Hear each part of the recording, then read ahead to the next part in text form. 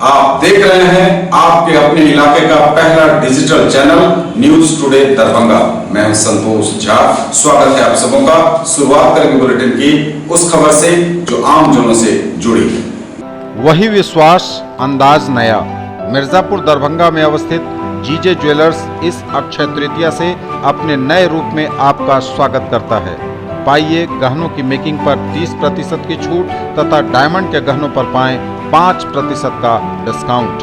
Offer 18 से 25 अप्रैल 2018 तक वैध। किस्ना डायमंड और जीजे ज्वेलर्स की ओर से आप सभी मिथिलावासियों को अक्षय तृतीया की हार्दिक शुभकामनाएं।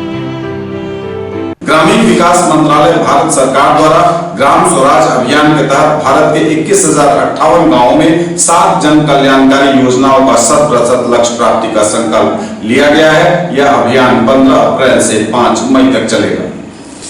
ग्रामीण विकास मंत्रालय भारत सरकार द्वारा ग्राम स्वराज अभियान के तहत भारत के 21,058 गांवों में 7 जन कल्याणकारी योजनाओं का 100% लक्ष्य प्राप्ति का संकल्प लिया गया। यह अभियान 15 अप्रैल 2018 से 5 मई 2018 तक चलेगा। इन 7 योजनाओं में एक विशेष सघन मिशन इंद्रधनुष भी है। मिशन इंद्रधनुष में छूटे हुए बच्चों तथा गर्भवती मां का लक्षित गांवों में 90% से ज़्यादा का टीकाकरण होना है। विशेष सघन मिशन इंद्रधनुष 3 चक्र में चलेगा। पहला चक्र अप्रैल, दूसरा चक्र मई तथा तीसरा चक्र 2 जून 2018 तक चलेगा। अभियान की सफलता के लिए हेड काउंट सर्व, ब्यूलिस्ट का बनना, माइक्रोप्लान का बनना, डीटीएफ, बीएलटी का होना आवश्यक है। विशेष सघन मिशन इंद्रधनुष दरभंगा जिले के 11 प्रखंड, 24 गांव तथा 42 स्थलों पर टीकाकरण होगा। इससे 164 गर्भवती मां, 831 बच्चे लाभान्वित होंगे। पहला चक्र 23 अप्रैल से 27 अप्रैल तक चलेगा।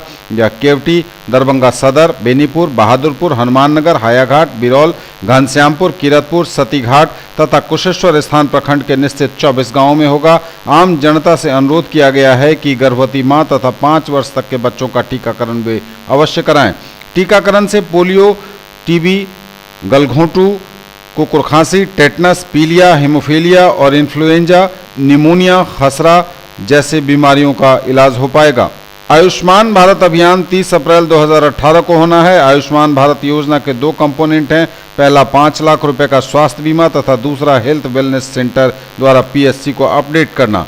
विशेष सघन मिशन इंद्रधनुष में आईसीडीएस, जीविका, विकास मित्र, शिक्षा विभाग, कल्याण विभाग, मुखिया, सरपंच, जनसंपर्क विभाग, एनएसएस, नेहरू युवा केंद्र, अल्पसंख्यक विभाग, रेलवे, दूरदर्शन, रेडियो, समाचार पत्र, यूनिसेफ, डब्ल्यूएचओ, यूएनडीपी, प्रसार समनियोजन विभाग, शहरी विकास विभाग, धार्मिक नेता से अभियान की 100% सफलता, प्रचार प्रसार तथा मोबिलाइजेशन का काम लिया जा रहा है।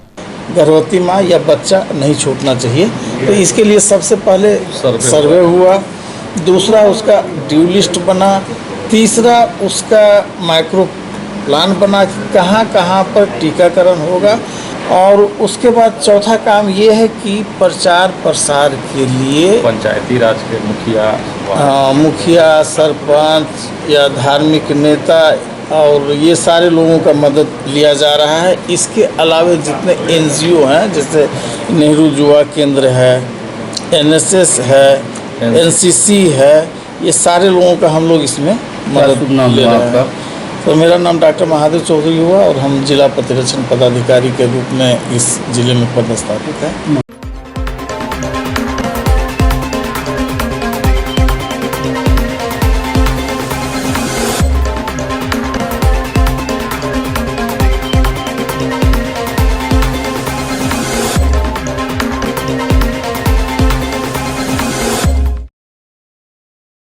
पिता और भाई ने कथित जमीनी विवाद में बहेड़ी थाने के एक गांव निवासी सुभाष कुमार सिंह को मारपीट कर घायल कर दिया है। घायल का इलाज दरभंगा मेडिकल कॉलेज अस्पताल में चल रहा है। पिता और भाई ने कथित जमीनी विवाद में बहेड़ी थाने के बतमंडल गांव निवासी सुभाष कुमार सिंह को मारपीट कर घायल कर दिया। घायल का इलाज दरभंगा मेडिकल कॉलेज अस्पताल में चल रहा है। पीड़ित व्यक्ति और उसकी पत्नी ने मीडिया के समक्ष अपना दर्द बयां किया। उधर इसी समय था और उधर मेरे देवर ससुर जी ऐसे पकड़ के देख रहे हैं, टांगियों से चलाए हैं, टांगियों और चाकुओं भी देवर सब चाकू भेजे, विकास कुमार चाकू भोंक भोंक के पूरा जानलेवा हमला पूरा कर दिया था। कोई लाश उठाने वाला नहीं था। हम किसी तरह लाश उठा के वहाँ बहेरी में ले गए तो वहाँ पर से रेफर कर दिया, यहाँ पर चले आए हैं। सब ससुर जी, इनके पिताजी और भाई है, छोट भाई है विकास कुमार से। हम उनको एडवोकेट नोटिस घर पर भेजे हुए थे। आज मैं कल खून कचहरी से वापस जा रहा था 3 बजे के लगभग।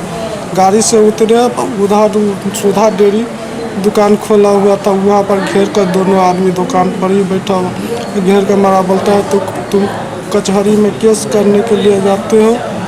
हम कितना पुलिस दरोगा को देख लिया, हमारे पास कितना केस लड़ते हैं, जिससे तो हमारे ऊपर केस करने के लिए चल रहा है। तो उसी पर पीटना शुरू किया।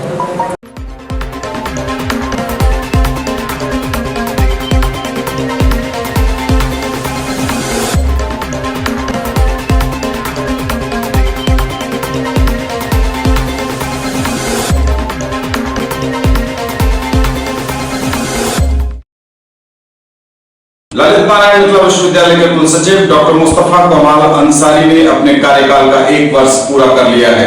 इस अवसर पर कुलपति प्रोफेसर एस.के. सिंह समेत पूरे विश्वविद्यालय परिवार ने उन्हें बधाई दी। ललित नारायण मिथिला विश्वविद्यालय के कुल सचिव डॉक्टर मुस्तफा कमाल अंसारी ने अपने कार्यकाल का 1 वर्ष पूरा कर लिया है।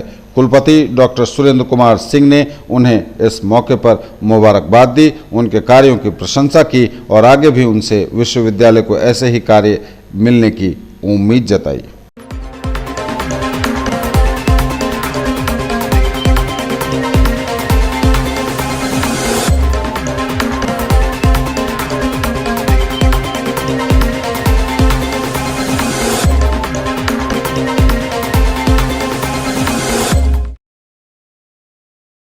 महदौली की महिला माला देवी को 15 बोतल शराब एवं 181 नकली टेट्रा पैक की शराब के साथ पुलिस ने गिरफ्तार किया है। एएसपी दिलनवाज अहमद ने बताया कि वह पहले भी इस कारोबार में पकड़ी जा चुकी है। बिहार में पूर्ण शराबबंदी को पूरी तरह से लागू करने के लिए सतत प्रयासरत पुलिस को एक और कामयाबी मिली, जब 15 बोतल शराब के साथ 181 नकली टेट्रा पैक के साथ गिरफ्तार हुई महदौली की एक महिला माला देवी। यह पूर्व में भी शराब के कारोबार में पकड़ी जा चुकी है।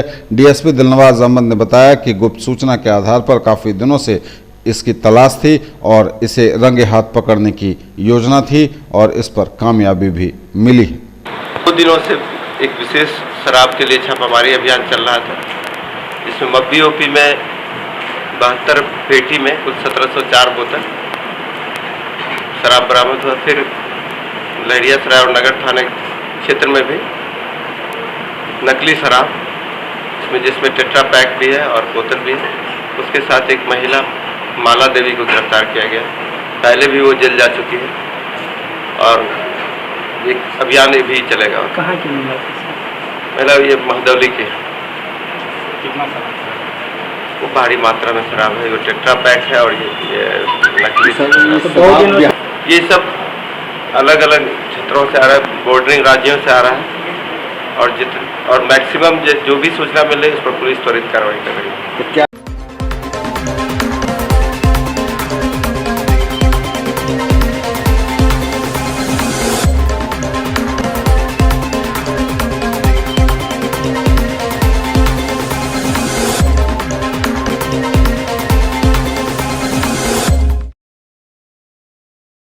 सभी विश्वविद्यालय के लिए प्राच्य विषयों खासकर स्नातकोत्तर स्तर के संस्कृत पाठ्यक्रमों की रूपरेखा तैयार कर ली गई है, जिसे आदेशानुसार अवलोकन के लिए 25 अप्रैल तक राजभवन भेज दिया जाएगा। सभी विश्वविद्यालयों के लिए संस्कृत के पाठ्यक्रम तैयार। छपरा व भागलपुर से भी आए विशेषज्ञ 25 को राजभवन में सौंपा जाएगा पाठ्यक्रम। CBCS के तहत KSDSU पर भी बड़ी जिम्मेवारी। VC के नेतृत्व में चली मैराथन बैठक। सूबे के इकलौते संस्कृत विश्वविद्यालय ने वाकई बड़े भाई की भूमिका निभाते हुए शनिवार को फिर एक अहम कार्य किया। सभी विश्वविद्यालयों के लिए प्राच्य विषयों खासकर स्नातकोत्तर स्तर के संस्कृत पाठ्यक्रमों की रूपरेखा तैयार कर ली गई, जिसके आदेशानुसार अवलोकन के लिए 25 अप्रैल तक राजभवन भी भेज दिया जाएगा। जिस विश्वविद्यालय को कोई इनपुट देना होगा तो अब उसे राजभवन से ही संपर्क करना होगा।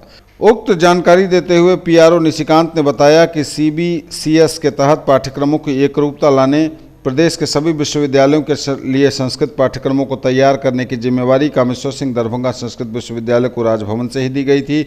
इसी आलोक में कुलपति प्रोफेसर सर्वनारायण झा के नेतृत्व में शनिवार को मुख्यालय के दरबार हॉल में प्रधानाचार्य डॉक्टर दिनेश्वर यादव के संयोजकत्व और प्रोफेसर सुरेश्वर झा की अध्यक्षता में मैराथन बैठक चली, जिसमें जेपी विश्वविद्यालय छपरा के डॉक्टर अमरनाथ ठाकुर, तिलका मांझी भागलपुर विश्वविद्यालय के डॉक्टर मोहन मिश्र एवं ललित नारायण मिथिला विश्वविद्यालय के डॉक्टर रामनाथ सिंह और डॉक्टर कृष्णचंद्र सिंह बतौर प्रतिनिधि उपस्थित थे।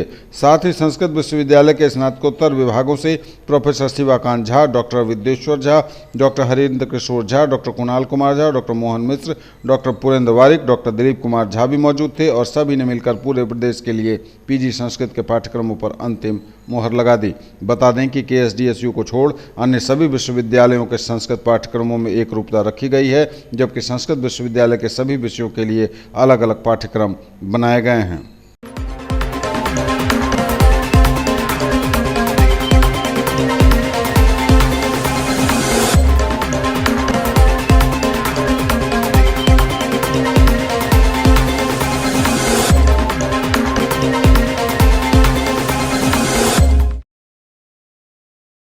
कामेश्वर सिंह दरभंगा संस्कृत विश्वविद्यालय छात्र संघ के पदाधिकारियों का शपथ ग्रहण समारोह अब 25 अप्रैल को होगा।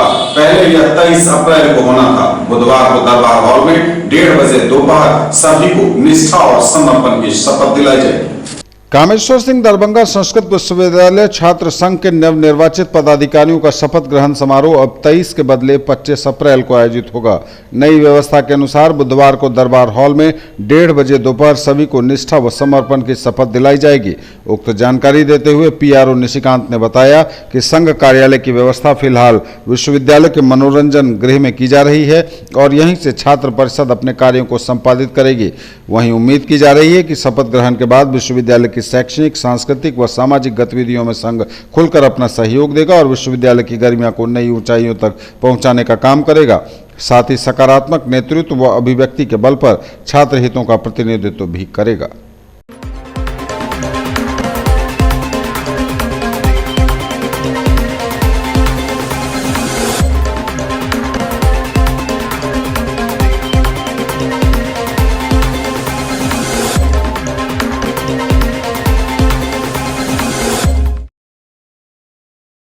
प्रतियोगिता परीक्षाओं के लिए सामाजिक ज्ञान आवश्यक है, यह कहा दरभंगा के एसपी दिलनवाज अहमद ने। वे शनिवार को एमएलएसएम कॉलेज में आयोजित अल्पसंख्यक कोचिंग में निःशुल्क पुस्तक वितरण समारोह में बोल रहे थे। इस अवसर पर विशिष्ट अतिथि के रूप में अल्पसंख्यक कल्याण पदाधिकारी दरभंगा वसीम अहमद उपस्थित थे, जबकि प्रधानाचार्य डॉक्टर मुश्ताक अहमद के साथ उपस्थित था पूरा महाविद्यालय परिवार। प्रतियोगिता परीक्षाओं के लिए सामयिक ज्ञान आवश्यक है, कहा दरभंगा के एएसपी दिलनवाज अहमद ने।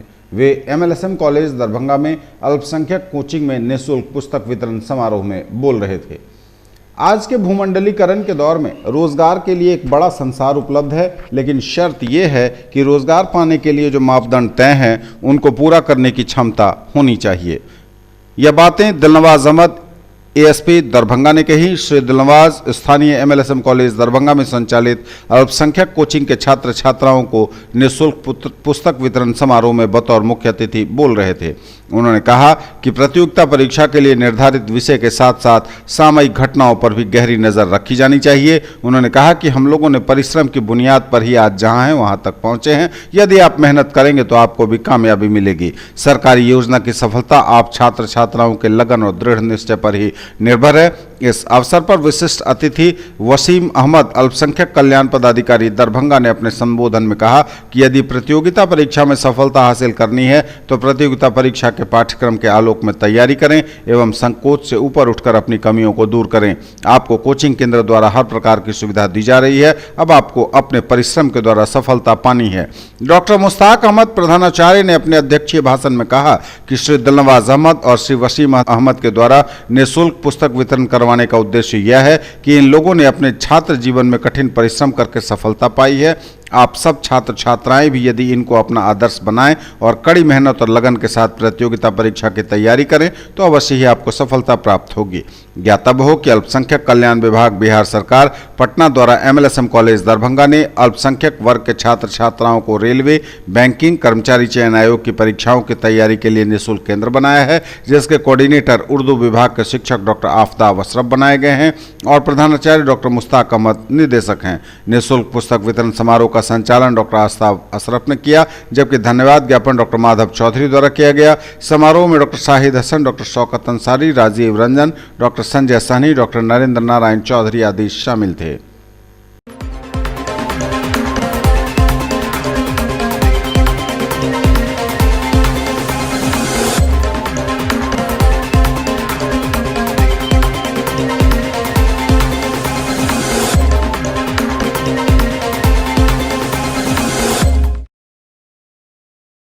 ललित नारायण मिथिला विश्वविद्यालय के कुलपति प्रोफेसर सुरेंद्र कुमार सिंह ने कहा कि विश्वविद्यालय छात्रों के पठन पाठन के साथ साथ रोजगार उपलब्ध कराने के लिए प्रयत्नशील है। उसी कड़ी में विश्वविद्यालय और स्कूल गुरु के बीच इकरारनामा हुआ है। यह कहा उन्होंने रिकॉर्डिंग एवं ICT सर्विसेज क्षेत्र का उद्घाटन करते हुए शनिवार। ललित नारायण मिथिला विश्वविद्यालय के कुलपति प्रोफेसर सुरेंद्र कुमार सिंह ने कहा कि विश्वविद्यालय छात्रों को पठन पाठन के साथ साथ रोजगार उपलब्ध कराने के लिए प्रयत्नशील है। उसी कड़ी में विश्वविद्यालय और स्कूल गुरु के बीच इकरारनामा किया गया है। उन्होंने उक्त बातें रिकॉर्डिंग एवं ICT सर्विस क्षेत्र का उद्घाटन करते हुए शनिवार को कही। उन्होंने कहा कि हाल के दिनों में दूरस्थ शिक्षा निदेशालय द्वारा संचालित B.Ed दूरस्थ का अस्तित्व खतरे में पड़ गया था। NCTE ने इसकी मान्यता वापस ले ली थी। इस विपत्ति के समय में भी निदेशालय तथा विश्वविद्यालय ने धैर्य से काम करते हुए NCTE के समक्ष अपना पक्ष रखा। नतीजा है कि आज पुनः NCTE ने मान्यता को बरकरार कर दिया। यह हम लोगों के लिए बहुत ही सुखद क्षण है, कहा कुलपति ने। इसके लिए निदेशालय के निदेशक प्रोफेसर सरदार अरविंद सिंह एवं निदेशालय के सभी कर्मी धन्यवाद के पात्र हैं। आज पुनः एक उपलब्धि निदेशालय को प्राप्त हुई है। आज DDE ने स्कूल गुरु के साथ इकरारनामा किया है, जिससे छात्रों को रोजगार उपलब्ध होने में सुविधा मिलेगी। प्रोफेसर सिंह ने कहा कि हाल ही में बिहार के मुख्यमंत्री नीतीश कुमार ने युवा कौशल विकास के एक कार्यक्रम में सन 2020 तक 1 करोड़ युवाओं को कौशल युक्त प्रशिक्षित करने का लक्ष्य निर्धारित किया है। इस लक्ष्य को पूरा करने में ललित नारायण मिथिला विश्वविद्यालय ने भी अपनी भूमिका निभाई है। निर्धारित करने की इसे योजना बनाई है। आज तकनीक के क्षेत्र में उत्तीर्ण छात्रों में से मात्र 25 से 30% को ही रोजगार उपलब्ध हो पाता है। वहीं परंपरागत विषयों में मात्र 12 से 13% रोजगार के अवसर उपलब्ध हैं। इसका परिणाम है कि बेरोजगारों की लंबी कतार बढ़ती जा रही है, लेकिन इस पर नियंत्रण पाने में DDE का आज का प्रयास काफ़ी महत्वपूर्ण होगा। आने वाले दिनों में यह मील का पत्थर साबित होगा। इस अवसर पर निदेशालय के निदेशक प्रोफेसर सरदार अरविंद सिंह ने कहा कि ICT सर्विस सेल दूरस्थ शिक्षा निदेशालय के छात्रों की समस्याओं को नियंत्रित करने में महत्वपूर्ण भूमिका निभाएगी। धन्यवाद ज्ञापित करते हुए कुल सचिव डॉक्टर मुस्तफ़ा कमाल अंसारी ने कहा कि छात्रों को इस ऑनलाइन रोबोट कॉल सेंटर के माध्यम से आसानी से समस्याओं को समझने में आसानी होगी, समस्याओं के समाधान मिलेंगे। यह सुविधा मोबाइल ऐप के माध्यम से दिया जाएगा। यह ऐप रोजगार प्राप्त करने में भी कारगर होगा। इसमें दूरस्थ शिक्षा तथा नियमित दोनों तरह के छात्र लाभ उठा सकते हैं। इससे पूर्व रिकॉर्डिंग एवं ICT सर्विस सेल का उद्घाटन कुलपति प्रोफेसर SK सिंह, प्रतिकुलपति प्रोफेसर जय गोपाल, कुल सचिव डॉक्टर मुस्तफ़ा कमाल अंसारी, निदेशक प्रोफेसर सरदार अरविंद सिंह, WIT के डायरेक्टर डॉक्टर M नेहाल, छात्र संघ का अध्यक्ष डॉक्टर भोला चौरसिया, विज्ञान संघ का अध्यक्ष डॉक्टर उपेंद्र कुमार, मानविकी संघ का अध्यक्ष डॉक्टर मनोज कुमार समेत कई गणमान्य लोग मौजूद थे। आरंभ में अतिथियों का स्वागत उप निदेशक डॉक्टर विजय कुमार ने किया एवं मंच संचालक प्रोफेसर विनय कुमार चौधरी ने किया। तो ये थे अब तक के समाचार। न्यूज टुडे की पूरी टीम के साथ दीजिए संतोष को विदा। आप देखते रहिए आपके इलाके का पहला digital channel news today Darbhanga.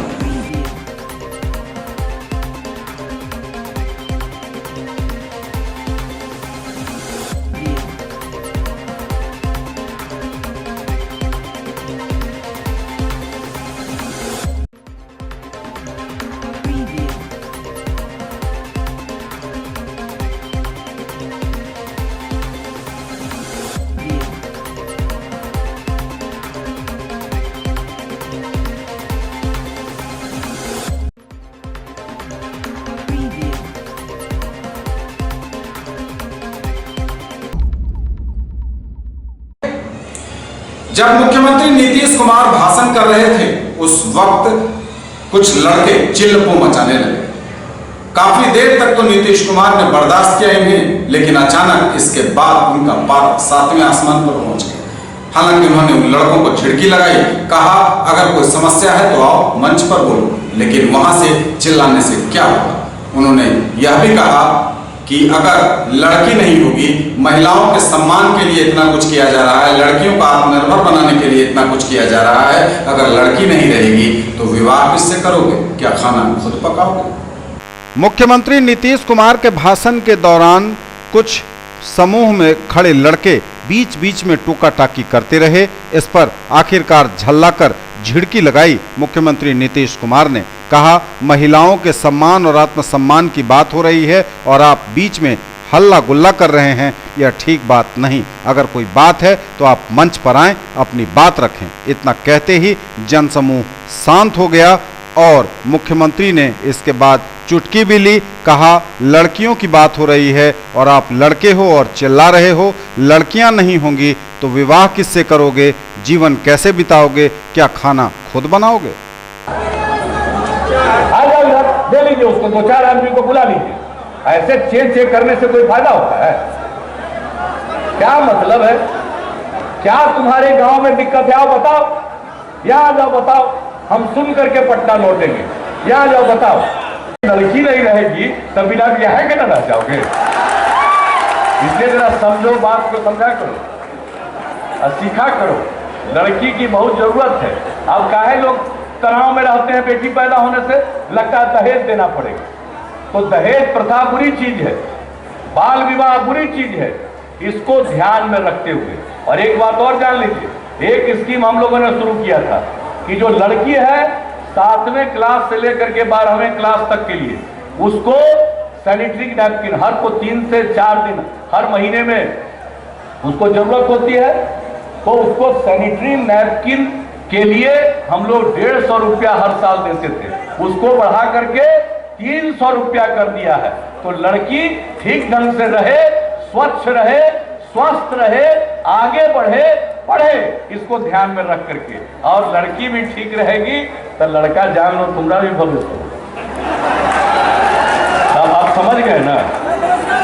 और अब जब कनेक्शन एलपीजी का मिल रहा है तो घर की महिलाओं को कितना फायदा होगा।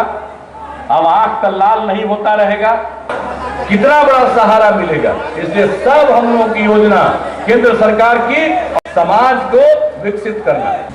दहेज की बलिवेदी पर एक बार फिर चढ़ी एक विवाहिता। खबर सदर थाना के भलुआही गांव से। दहेज की बलिवेदी पर फिर चढ़ी एक बेटी। खबर दरभंगा के सदर थाना क्षेत्र के भलुआही गांव से है, जहां दहेज के लिए एक विवाहिता को फंदे से लटकाकर उसकी जान ले ली गई। सूचना मिलते ही पुलिस ने शव को कब्जे में लेकर पोस्टमार्टम के लिए भेज दिया। मृतका की शिनाख्त अमित कुमार यादव की 27 साल की पत्नी ममता देवी के रूप में हुई है। घटना की सूचना मिलते ही मायके से काफी लोग पहुंच गए और उन्होंने जमकर हंगामा किया। घटना की सूचना मिलते ही एएसपी दिलनवाज अहमद पोस्टमार्टम में पहुंच कार्रवाई का आश्वासन उन्होंने दिया। उसके बाद लोग शांत हुए। इसके बाद पुलिस ने त्वरित कार्रवाई करते हुए आरोपी पति अमित को गिरफ्तार कर लिया। मामले को लेकर मृतका के भाई राकेश कुमार यादव ने अपने बहनोई अमित कुमार यादव, उसके भाई राजू यादव, बहन जूली एवं देवरानी को आरोपित किया है। दहेज के लिए ऐसे किया। इससे पहले उसको एक ट्रैक्टर दिया गया, 5 लाख रुपए दिया, सोना दिया, गाड़ी दिया। उसके बाद फिर बोल रहा था एक मोटरसाइकिल और दो और 5 भर सोना हमको चाहिए। इसी के वजह से उसके भाई ने, उसका भाई ही ऐसा काम किया है। जो वो सोचता था पैसे। किसका भाई किया था? वो उनका पति, लड़का का जो भाई है, वो उन्होंने सोचा जो पैसे आ जाएगा कुछ तो हमारा घर प्लास्टर करवाना है, तो इसलिए उसने ऐसे करके दबाव बना के वो ऐसे किया। कहा है कि शादी के समय से ही उनकी पुत्री के ससुराल वाले दहेज की लगातार मांग कर रहे थे। विरोध करने पर बार बार मारपीट किया जाता था। मृतका के भाई ने बताया कि हाल के दिनों में भी ममता को मायके से रुपया मांग कर लाने को कहा जा रहा था। मृतका अपने 6 वर्षीय पुत्र का हवाला देते हुए बार बार कहती रही कि अब यह शोभा नहीं देता, बेटा इतना बड़ा हो गया है, लोग सुनेंगे तो क्या कहेंगे। इसके बावजूद ससुराल वाले दहेज के लिए दबाव बनाते रहे। वहीं मीडिया को एएसपी दिलनवाज अहमद ने बताया कि मामला दर्ज कर आरोपित पति अमित को गिरफ्तार कर लिया गया है और अन्य की गिरफ्तारी के लिए छापेमारी की जा रही है। वो पारिवारिक विवाद में है, महिला का तो गले में फंदा लगाकर मतलब मायके वालों द्वारा मारने का आरोप ससुराल वालों पर लगाया गया है। घटना की सूचना पर चौकीदार गया था, जैसा कि बता रहा है कि वो लटकी हुई थी, थाना की पुलिस भी गई थी और उसको उतारा गया था। 4 व्यक्तियों पर नामजद प्राथमिकी दर्ज की गई, दहेज हत्या का मामला दर्ज हुआ और पति को गिरफ्तार किया गया। कुल कितने लोग इसमें अभियुक्त बने हैं सर? 4 व्यक्ति अभियुक्त बने, जिसमें से एक पति की गिरफ्तारी हुई। शादी कब हुई थी, कुछ इसकी जानकारी बनी है? ये 6-7 साल पहले शादी हुई थी, एक बच्चा भी है उसका 5 साल का। देखने से क्या लगा था सर, घर का क्या स्थिति था, अंदर से बंद था, खुला हुआ था क्या? नहीं, अंदर से जो जिस टाइम में रात में सूचना मिली थी उस टाइम में फंदे पे लटका हुआ था सर, पुलिस गई है तो उतारी है। आवारा गायों को संरक्षित कर रहे पीपल फॉर एनिमल के पदाधिकारी पर हुआ हमला, बाल बाल बची जान। शहर में घूम रहे आवारा गायों को संरक्षित कर रहे पीपल फॉर एनिमल के पदाधिकारी पर हुआ हमला। दरभंगा शहर में आवारा मवेशियों के लिए कार्य कर रही मेनका गांधी की संस्था पीपल फॉर एनिमल के महिला पदाधिकारी चंद्रानी पर बीती रात अनजान व्यक्तियों ने 25 से 30 की संख्या में हमला कर दिया। घटना लहेरियासराय थाना क्षेत्र के मौलागंज की है। पीएफए की महिला पदाधिकारी चंद्रानी ने बताया कि उनकी संस्था ने अभी तक करीब 35 आवारा मवेशियों को उठाया है। इसी क्रम में साथी मजदूरों के साथ वे बीती रात मौलागंज में एक आवारा गाय को संरक्षित करने के लिहाज से उठाकर पिकअप वैन में रखवा रही थीं। उसी वक्त अचानक 25 से 30 की संख्या में आए लोग रोड़ेबाजी करने लगे।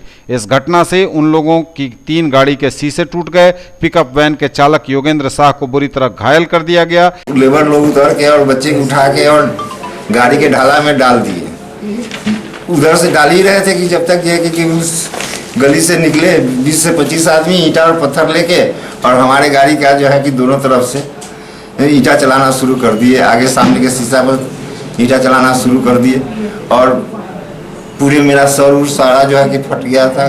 गाड़ी में भी पूरा ब्लडिंग दे रहा था। उसमें जो है कि लोग खींच के नीचे उतार लिए, कहीं और जगह ले जाने के लिए उठा के। किसी तरह से मैं भागना शुरू किया वहाँ से, तो पीछे से लोगों ने ईंटा चलाना शुरू कर दिया। साइड से कुछ लोग ईंटा पकड़ के ईंटे से मार रहा था, जैसे कि पैर वगैरह में जो भी है सब ईंटे से ही मार।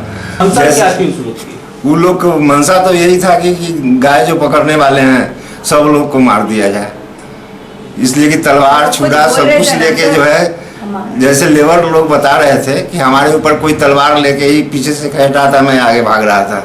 किसी ने बताया कि आगे से कोई चाकू लेके आया, चलाना शुरू किया था कि हमें किसी तरह से मैं दूसरे गली में घुस गया। ऐसे वैसे जैसे कि हॉस्पिटल में ही सारा कुछ पुलिस वाले के सामने ही सब कुछ बातचीत चला, लेकिन वहाँ पर लगा जैसे कि पुलिस वाले हम लोग को कुछ बात को सुनने के लिए तैयार नहीं। चंद्रानी ने बताया कि उनकी संस्था ने पूर्व में ही दरभंगा के वरीय पुलिस अधीक्षक से इस बाबत लिखित आदेश प्राप्त किया था तथा पुलिस बल की भी मांग की थी, लेकिन वरीय पुलिस अधीक्षक ने आदेश निर्गत करते हुए कहा कि बल की कमी है, लेकिन जरूरत पड़ने पर थाना मदद के लिए पहुंचेगा। उन्होंने बताया कि जिस समय उनके साथ घटना घटी उस समय उनके द्वारा इस जानकारी की पुलिस को दी गई, लेकिन पुलिस समय पर नहीं पहुंची और आसपास के लोगों को जब इसकी जानकारी मिली तो उन्होंने हमारी जान बचाई। काम हम एसएसपी साहब के परमिशन के साथ कर रहे हैं, ठीक है, और उन्होंने परमिशन दिए हैं। उन्होंने बोले आपका कुछ प्रॉब्लम होता है पुलिस थाना पहुंच सकते हो, पुलिस सपोर्ट करेंगे आपको, ठीक है। हमने ड्राइव शुरू किया, हम पिकअप कर रहे थे। अभी तक लगभग 35-37 उठाए थे, गौशाला पहुंचाए थे। ऐसे ही परसों रात भी यहाँ गाय उठाने हम पहुँचे ही, और मौलागंज एंटर करते ही कुछ लोग कुछ लोग रोके हमको, हमारे गाड़ियों को ऊपर पत्थर फेंके, ईंटें फेंके, फिर उसके बाद हमको मारने लगे। तो यहाँ जितना भी मजदूर लोग हैं सब भागे भर के मारे, तो मैं अकेली थी वहाँ पे, सबके बीच में फंस गई थी और 30 लोग थे, 25-30 लोग थे और इतने बहुत मारे। ये बोलते हैं वे साली मेरी माल ले जाएगी, कहाँ ले जाएगी, हम ये देखते हैं, उर्दू बाज़ार ले जाओ इसको, वहाँ मार देते। ये बोलते हुए बहुत टॉर्चर किया। उर्दू बाज़ार की गली की तरफ ले गए, ऑटो में बिठा दिया ज़बरदस्ती और हमको बहुत मोलेस्ट किया। वहाँ पे सारे जितने भी लोग सब मोलेस्ट करने लगे। पुलिस क्या बोल रही है? यही बोल रहे हैं हम ये कैटल को पिकअप करने के लिए हमारा पास फोर्स नहीं है, उतना फोर्स नहीं है, ये फालतू काम के लिए। वही बोले ना, अगर कुछ आपके साथ हाँ, ये सब कामों के लिए हमारे पास फोर्स नहीं है। अगर कुछ हुआ तो फिर से कॉल कीजिए, हम पुलिस पहुंचाते हैं। तो फिर मेरा मर्डर होने के बाद पहुंचाएंगे पुलिस। मुझे समझ में नहीं आया ये बात। सगाई तो हो गई, लेकिन कैसे होगी शादी? एटीएम से नहीं निकल रहे पैसे, परेशान हैं कई परिवार। सगाई तो किसी तरह हो गई, पर पैसों की किल्लत ने तिलक और शादी की खुशियों पर लगा दिया है ग्रहण। बिहार के दरभंगा के रहने वाले इंजीनियर गुंजन की सगाई उत्तर प्रदेश के गोरखपुर की रहने वाली प्रियंका से हो तो गई। शादी के कार्ड भी छपकर रिश्तेदारों और दोस्त यार के बीच बांट दिए गए। घरों को भी नए रंग से कलर कर दिया गया, पर पैसों की किल्लत के कारण मानो शादी में ग्रहण लग गया है। और ग्रहण के पीछे का कारण है अचानक हुए बाजार में कैश की कमी। स्थिति ऐसी है कि बैंक और एटीएम से अपने जमा रखे पैसे लोग नहीं निकाल पा रहे हैं। ऐसे में 22 अप्रैल को होने वाली शादी के कारण घर वालों की परेशानियां बढ़ गई हैं और परिवार वाले शादी की तैयारी के लिए पैसों के अभाव में खरीदारी भी ठीक से नहीं कर पा रहे। परिवार के मुखिया कृष्ण मोहन विश्वकर्मा और उनकी पत्नी अपने बेटे की शादी की तैयारी में जी जान से जुटे हैं, लेकिन एटीएम मुंह बाए खड़ा है और कई दिनों तक एटीएम और बैंक का चक्कर लगा लिया, पर पैसे हाथ नहीं लगे। मजबूरीवश पैरवी लगाकर अपनों के कुछ पैसे पोस्ट ऑफिस से निकलवाए, तब जाकर कुछ छोटी मोटी खरीदारी शुरू हो पाई। लेकिन आज भी उन्हें पैसों की सख्त ज़रूरत है ताकि अपनी बहू के लिए गहने और शादी के कपड़े खरीद सकें। बीतते समय के साथ शादी की तिथि बिल्कुल नज़दीक आने से परिवार की परेशानियां बढ़ती ही जा रही हैं। ऐसे में दोस्त मित्र से किसी तरह कर्ज मांग थोड़ा बहुत काम चला रहे हैं, लेकिन बेटे की शादी में अपनों से पैसे मांगना शर्मिंदगी जैसा महसूस हो रहा है। फिर भी अपना हाथ दूसरों के सामने फैलाना पड़ रहा ताकि शादी में कोई कमी न रह जाए। अपने पैसे बैंक से नहीं मिलने के कारण मजबूरी में कुछ खरीदारी तो उन्होंने ऑनलाइन भी की, तो कुछ काम उधार और क्रेडिट पर किया जा रहा है। इनकी माने तो अगर हालत नहीं सुधरी तो इनकी खुशियां पैसों के बिना अधूरी ही रह जाएगी। मेरे यहाँ 22 अप्रैल को शादी है और ये जो नोट या आपको बैंक पैसा नहीं दे रहा है, इसलिए हमको बहुत तरह की दिक्कत है। बैंक में भी पैसा कहता है नहीं, जब कोई जमा करेगा तब देंगे। और मेरा बहू का कपड़ा लत्ता या गहना कुछ खरीदना है, वो सब भी अभी हम नहीं खरीद पाए हैं, क्योंकि कोई उधार 10 या 15 हज़ार का देगा, 50 हज़ार का उधार कोई नहीं देगा। और इतनी दिक्कत है, बैंक जाते हैं तो वहाँ से लौट के आते हैं, एटीएम में 10-10 लोगों की लाइन लगी हुई है, 2-1 को पैसा निकलता है, उसके बाद एटीएम मशीन में पैसा ख़त्म हो जाता है। और बैंक कहता है कि ये पैसा कोई जमा करेगा तभी हम पैसा देंगे, मेरे पास पैसा नहीं है। पोस्ट ऑफिस ने थोड़ी सी मदद की है, वो भी कितना देगा, दो बार देता है, 3 बार देता है। वो भी कहता है कि बैंक जब मेरे पास पैसा भेजेगा या कोई किसी सोर्स से पैसा जमा होगा तभी हम पैसा देंगे। और पैसे के अभाव में हम कुछ भी नहीं कर पा रहे हैं। अपना पैसा होते हुए भी मजबूर हैं काम करने के लिए। किसी से उधार मांगते हैं तो वो भी पैसे का ही रोना रोता है कि मेरे पास भी बैंक पैसा नहीं देता है, या हम कहीं से निकाल ही के आपको देंगे ना, घर में तो किसी के पास पैसा रखा नहीं होता है। इसलिए बहुत तरह की दिक्कत है, मेरा सब काम बाधित हो रहा है। पता नहीं चल रहा है कैसे काम? कुछ लोगों से उधार लिए हैं, कुछ पोस्ट ऑफिस से दिए करके ऑनलाइन शॉपिंग कर रहे हैं, क्रेडिट कार्ड से कर रहे हैं, लेकिन सब चीज़ संभव नहीं है क्रेडिट कार्ड से। किराना का सामान क्रेडिट कार्ड से नहीं मिल पाता है, इसलिए या छोटा मोटा सामान है, सब्जी के मार्केटिंग है, वो सब नहीं हो पाती है। ये सब दिक्कत आ रही है। थोड़े से कपड़े क्रेडिट कार्ड से खरीद लिए, लेकिन सब चीज़ संभव नहीं है। अभी मेरा बहुत काम रुका हुआ है और मेरी शादी भी बहुत नज़दीक आ गई है। हमको नहीं संभव लगता है, यदि ये बैंक या एटीएम में पैसा नहीं उपलब्ध हुआ तो हमें नहीं लगता है कि मेरा काम सुचारू रूप से चल पाएगा या संपन्न हो पाएगा। एक बार नोटबंदी भी हुआ था, उसमें पैसे की किल्लत हुई थी तब, और अब में क्या देख पा रहे हैं? उस समय हमारे घर में कोई फंक्शन नहीं था, इसलिए हमको बहुत ज़्यादा दिक्कत नहीं महसूस हुई। अभी आज हमारे यहाँ फंक्शन है और पैसे के अभाव में आप समझ सकते हैं कि कोई भी काम संभव नहीं है। बाज़ार से सब्जी लाना, कपड़े लाना, किराना का सामान खरीदना, कोई भी सामान खरीदने के लिए पैसा चाहिए और पैसा है नहीं। ना स्विप मशीन ही सब जगह है कि हम क्रेडिट कार्ड से ही खरीद सकते हैं। जहाँ से संभव हुआ या ऑनलाइन या क्रेडिट कार्ड से कुछ सामान हमने खरीदा है। अभी भी हमारा 50% बाकी है अब हम पैसे के कारण मजबूर हैं कि कैसे हम अपना प्रोग्राम जो है वो आगे बढ़ाएं या हम अपना जो कार्यक्रम है उसको संपन्न करें। परिवार को लगता है कि नोटबंदी से भी बुरे हाल अभी के हैं और सरकार को जल्द कोई रास्ता निकालना चाहिए। बिहार के दरभंगा में भी बैंकों और एटीएम में पैसों की किल्लत से लोग परेशान हैं। खासकर उन घरों की परेशानियां और बढ़ गई हैं जिनके घर शादी ब्याह होने वाला है। एटीएम और बैंकों से अपने जमा रुपए भी नहीं निकाल पा रहे लोग। बैंक पैसे देने में हाथ खड़े कर रहे हैं तो शहर के ज़्यादातर एटीएम या तो बंद हैं या फिर उनके अंदर कैश नहीं है, और जहां है वहां लंबी कतार देखी जा सकती है। जिन्हें एटीएम से कैश मिल जाता है वे अपने आप को खुशकिस्मत समझते हैं, और जिन्हें नहीं मिलता वे सरकार पर अपनी भड़ास निकालते नजर आते हैं। उनकी माने तो नोटबंदी से भी ज़्यादा पैसों की किल्लत देखने को मिल रही है। 22 अप्रैल को शादी है, 20 अप्रैल को जो है सो तिलक का कार्यक्रम है, जिसके लिए जो है सो तैयारी चल रही है। और एटीएम से पैसे नहीं मिल रहे हैं, पोस्ट ऑफिस से भी नहीं मिल रहा है। 3-4 दिन 5 दिन से लगातार आदमी एटीएम का दौड़ा कर रहा है। बैंक में भी पैसा नहीं है, कहता जमा होगा तो हम दे देंगे। पोस्ट ऑफिस भी कहता है कि जमा करेगा कोई तो हम दे देंगे। इस तरह से परेशानी चल रहा है। क्रेडिट पर काम चल रहा है, कुछ उधारी खाता है इधर उधर, कुछ क्रेडिट कार्ड से काम चल रहा है। इस तरह से है परेशानी। तो लगता है कि जो स्थिति बनी हुई है, नोटबंदी एक बार हुआ था और अब आपको लगता है कि उससे भी ज़्यादा तकलीफ लोगों को महसूस हो रहा है। नोटबंदी से भी ज़्यादा तकलीफ महसूस हो रहा है कि उस समय तो कम से कम ये था कि भाई पैसा नहीं है। अभी तो है कि पैसा रहते हुए बैंक करा के देंगे, जमा करेगा तो देंगे। अब सुबह से शाम तक खड़ा रहिए वहाँ पर तो देगा। हमसे पहले और भी लोग हैं तो पहले उसको देगा, तो इसलिए उससे भी ज़्यादा तकलीफ महसूस हो रही है। तो लगता है जो स्थिति बनी हुई है ऐसे में आपका सारा काम शादी का बहुत ज़्यादा दिक्कत है, परेशानी है। लोगों के क्रेडिट पर हो रहा है अपने, और उन लोगों के सहयोग से हो रहा है। किसी तरह से काम चल रहा है, निकल रहा है। उधारी खाता में चल रहा है। ठीक है, 10 दिन में आ जाएगा तो दे दीजिएगा, 5 दिन में आ जाएगा तो दे दीजिएगा। तो कितना ये दुख होता होगा जब आपका अपना पैसा नहीं है उसके कारण? बहुत ज़्यादा तकलीफ है। ऐसा तो मतलब ये प्रजातंत्र के नाम पर एक विजय के धब्बा लग रहा है। फिर क्या करते हैं जिस वक्त आप अपना पैसा होते है दूसरे से मांगने जाते हैं? बहुत शर्म की बात होती है, लेकिन मजबूरी है, मांगना पड़ेगा। सामान मंगाया, घी मंगाया, अपने दोस्त को कहा भाई पैसा दे दीजिए, कहा कि पैसा बाद में दे देंगे, अभी पैसा नगद नहीं है, एटीएम लो, जब पेमेंट ले लो, तो दे गया। मोदी साहब कैशलेस इंडिया की बात करते, लगता है कैशलेस हो गया है? हो नहीं गया है, लेकिन परेशानी जरूर हो गई लोगों को। कैशलेस कैसे हो जाएगा? सब्जी लेने आप कैसे जाएगा? उसके पास तो साधन नहीं है, कैसे कैशलेस हो जाएगा? स्वीपर को अभी साफ कराएं, 150 रुपया दिए हैं, उसको कैसे एटीएम से पेमेंट करेंगे? उसके पास क्या साधन है?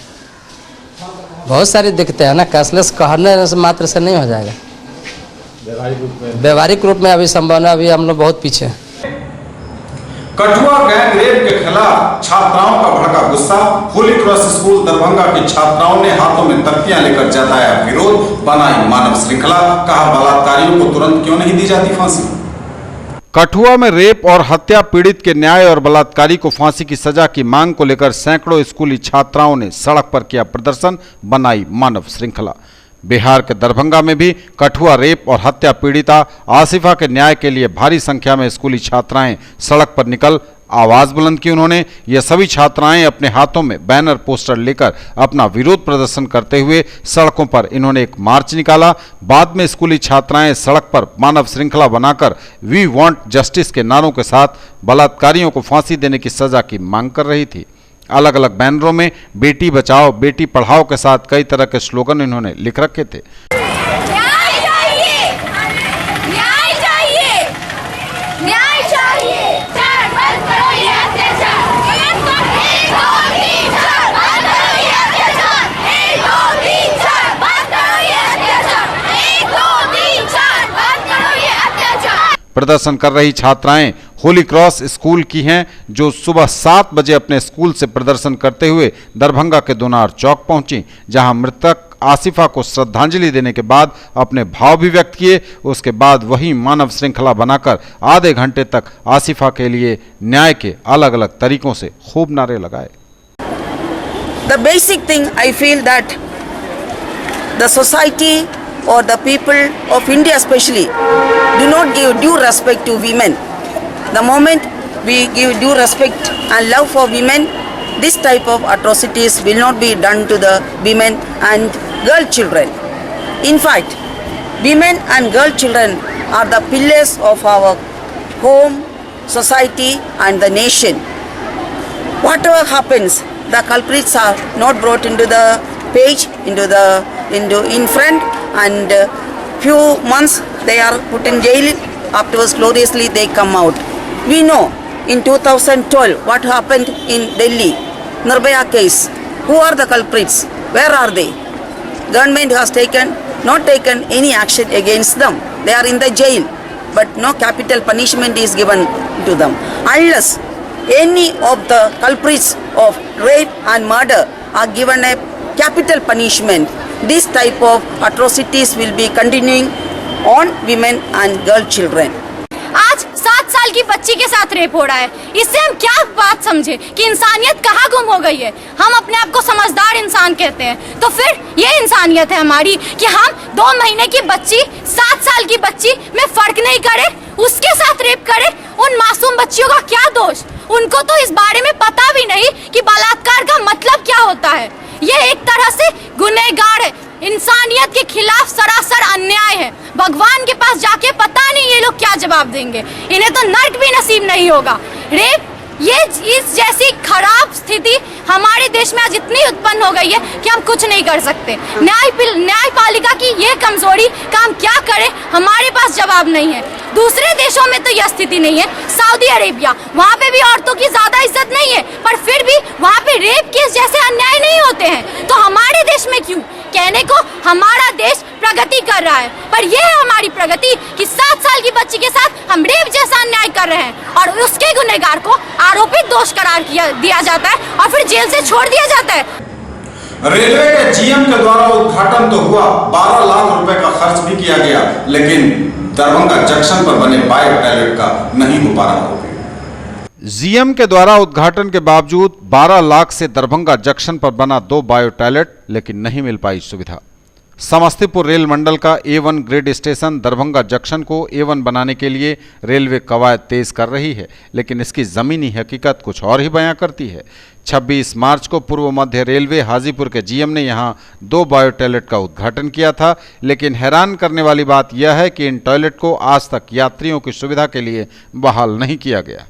20 दिन से अधिक बीत जाने के बाद भी टॉयलेटों में अभी तक कवर लगा हुआ है। उद्घाटन के समय लगे फूल पत्तियों को सूखने की हालत में देख रहे हैं लोग, लेकिन यात्री इसका उपयोग टॉयलेट का अभी तक नहीं कर पाए। बस यही है कि जब से जीएम साहब जो आए इसका उद्घाटन किए तब से बंद ही पड़ा हुआ है और जो पन्नी लगा हुआ है वो पन्नी आज तक नहीं हटा, जिसके कारण हम लोग जो है रोज़ ट्रैवल करते हैं और बहुत सारे यहाँ से फीमेल स्टाफ जो लेडीज़ होती है जो यात्री करने वाली, उसको बहुत सारा तकलीफ यहाँ सामना करना पड़ता है, खास करके शाम में या नाइट में या दिन में जो लेडीज़ है, क्योंकि यहाँ पर जो है दोनों बायो टॉयलेट जो है आज तक वो बंद ही पड़ा हुआ है। उद्घाटन हुआ लेकिन चालू नहीं हो पाया। कहाँ लापरवाही मानते हैं? लापरवाही यही है कि रेलवे का जो कर्मी है जो इसके देखरेख में जिसके अंदर है ये, उसकी लापरवाही है, इसके द्वारा यहाँ यात्री को जो है असुविधा होती है। दरअसल A1 ग्रेड स्टेशन होने के बावजूद इससे पूर्व दिव्यांगों के लिए शौचालय की व्यवस्था नहीं थी, लेकिन इन बायो टॉयलेट में दिव्यांगों के लिए 2, महिलाओं के लिए 2 एवं पुरुषों के लिए 2 शौचालय की व्यवस्था की गई। वहीं स्टेशन अधीक्षक अशोक कुमार सिंह की माने तो इस टॉयलेट में जो बैक्टीरिया का प्रयोग होता है वह अभी तक नहीं उपलब्ध हुआ है। जैसे ही वह बैक्टीरिया उपलब्ध हो जाएगा वैसे ही शौचालयों को यात्रियों के लिए खोल दिया जाएगा। बताते चलें आपको कि जंक्शन पर सबसे अधिक शिकायत शौचालय को लेकर रहती थी, लेकिन इसको ध्यान में रखते हुए स्टेशन के बाहरी परिसर में 1 एवं प्लेटफॉर्म 1 पर 12 लाख की लागत से 2 बायो टॉयलेट का निर्माण किया गया, लेकिन प्रशासनिक लापरवाही से आज तक इसका लाभ यात्री उठा नहीं पाए। चालू तो इसका इनोवेशन हो चुका है बायो टॉयलेट का यात्री सुविधा के लिए। 1 नंबर में उधर चूँकि कोई टॉयलेट नहीं था, यात्री सुविधा का ख्याल को देखते हुए ही उधर ये बायो टॉयलेट का बनाया गया है। उसमें थोड़ा चूँकि नया टेक्नोलॉजी का ये बायो टॉयलेट है, उसमें कुछ बैक्टीरिया वगैरह डालना रहता है, जिसके चलते वो अपने ऑब्जर्व कर लेता है, वो गंदगी नहीं होने देता है। तो बैक्टीरिया अभी तक अवेलेबल नहीं हो पाया है, जल्दी जैसी बैक्टीरिया अवेलेबल हो जाएगा वो चालू हो जाएगा। ये जब तक के समाचार न्यूज़ टुडे की पूरी टीम के साथ दीजिए संतोष को विदा। नमस्कार।